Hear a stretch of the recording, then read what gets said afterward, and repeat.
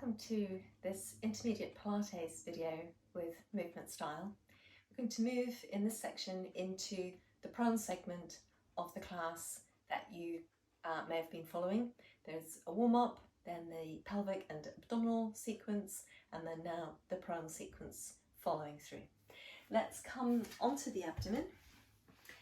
As we come down onto the abdomen, let's set up the core strength so that as we arrive to the mat, the weight of the spine will already be supported and we won't have to support it off the floor, which is really quite hard work.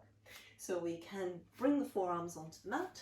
We think about our zipping up from the tailbone, the broad and wide scoop and hollow in the lower abdominal muscles, fastening the belt in across at the back of the waist, in at the sides, across at the front. So dive deep into those belt fastening muscles, hug the breastbone towards the spine, tapering the rib cage in towards the spine, and as the weight of your body comes through to the floor, don't let go of your core strength. Instead, let your legs align, heels in line with your sitting bones, shoulders nice and broad and wide, and shoulders pulling away from the ears. And let's just run through those areas of core at the tailbone, in the lower abdomen, the waist, around the ribs, and actually intensifying them, deepening the strength, really drawing in towards our spine.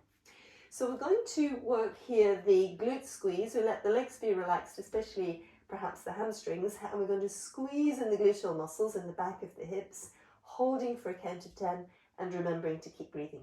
So 10, 9, 8, 7, 6, 5, 4, 3, 2, 1. We can release the glutes, but hold on to the core strength, hold on to the neutral spine position. So again, as you're ready, just trying to locate the gluteal muscles without activating the muscles in the backs of your thighs, your hamstrings, and breathing, let the neck stay lengthened. It's quite hard to find the glutes here. We're going to breathe through 10, 9, 8, 7, 6, 5, 4, 3, 2, 1. Releasing the glutes, but holding on to the core strength.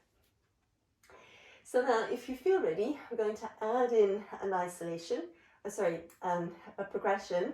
So it's where we draw up through the gluteal muscles, which is an isolation, and then the progression is that we keep the glutes strong, but we let the legs roll outwards at the hip joints, and then we roll the legs back in again. So legs rolling out at the hip and rolling back in again.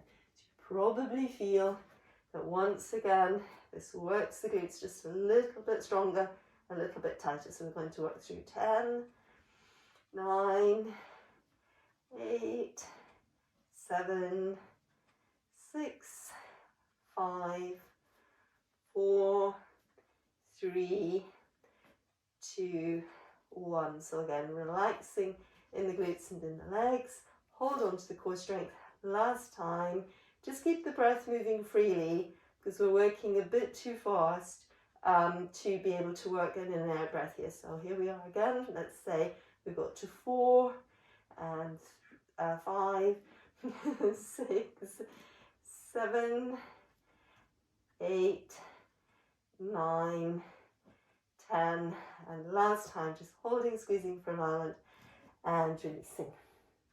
So we'll let go of the core strength this time. Let's breathe in, press up, stretch the hips back and towards the heels, just to release the lower back and the gluteal muscles. So just 2 or 3 breaths here.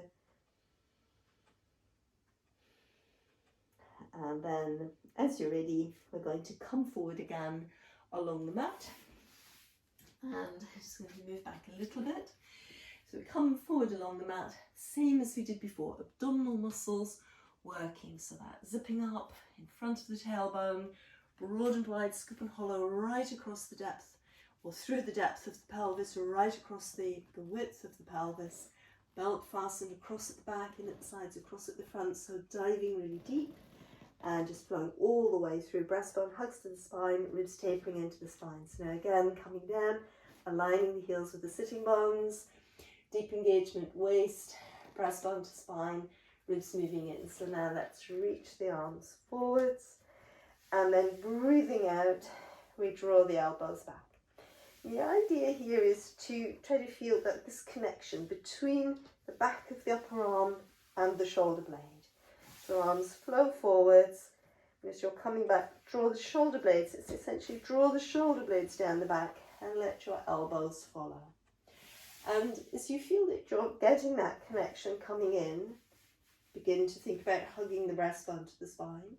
Keep the ribs really tapering in towards the base of the rib cage as you flow up. So now what often happens is, as the front of the body is opening a little bit here, people let the ribs flare outwards, and the space between the floating ribs just below the breastbone, they begin to let open.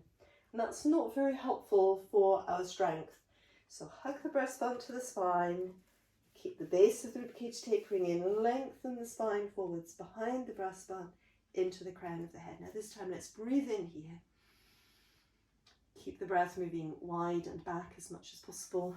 Breathing out to flow down. I'm going to let the arms stay stable this time. Keep that connection between the back of the upper arm and the shoulder blade. Hug the breastbone to the spine. Lengthen forwards. Breathing in the position. Breathing out to flow back down. So again, shoulder blades move down the back. Hug the breastbone to the spine. Lengthen forwards to the spine above the breastbone into the crown. Breathing in. Breathing out to come back down. Now if you feel ready to opt up, we're going to let the hands come in underneath the forehead, and if not, just stick with the Sphinx position. So once more, this is where you really have to open forward, keep the breastbone hugging to the spine, keep this really pulling in towards the spine. Breathe in here and breathe out to come back down. So renew your core strength, send the tailbone away from the crown of the head, crest of the hip bone straight downwards into the floor so you're in neutral. And again, lengthen forwards and upwards. We breathe in our position. Breathe out to come down. Breathing out, lengthen forwards rather than arching back. Breathing in, breathing out to come down. So we do one more in this position, or the Sphinx if you haven't opted out. Lengthen through behind the breastbone. Breathing in, shoulder blades keep moving down the back and down. So now we're going to think about, again, if you feel ready, opting up to the next level. So we hug the breastbone to the spine, keep the ribs tapering in, breathe out, arms reach forwards and around. And then once again, breathing in, breathing out. Breathing in, shoulder blades keep moving down the back, lengthen forwards and upwards behind the breastbone, like that. So you're still working to hold on really firmly to the core strength around the waist, but usually slightly hard to stay absolutely in neutral through the waist. But what there definitely isn't is pressure of the abdomen pushing into the floor. So last one. That's it. And releasing. So here we'll let the legs roll outwards. Just gently wobble the hips side to side, releasing the body. And as you're ready, lots of deep lift in your abdominal muscles. We're going to press back and up again, lengthening the spine, broaden out in your pelvis, broaden out in your ribs and shoulders so that the spine is able to really lengthen forwards and just to relax there. And spend a few moments to let the breath, especially the exhalation, lengthen again. Good. And then as you're ready, we're going to roll up through our spine, tailbone diving downwards, rest of the spine building upwards. That's brought us to the end of our prone sequence. And the next sequence, or part of the sequence, is in side lying, and that video follows on after this one.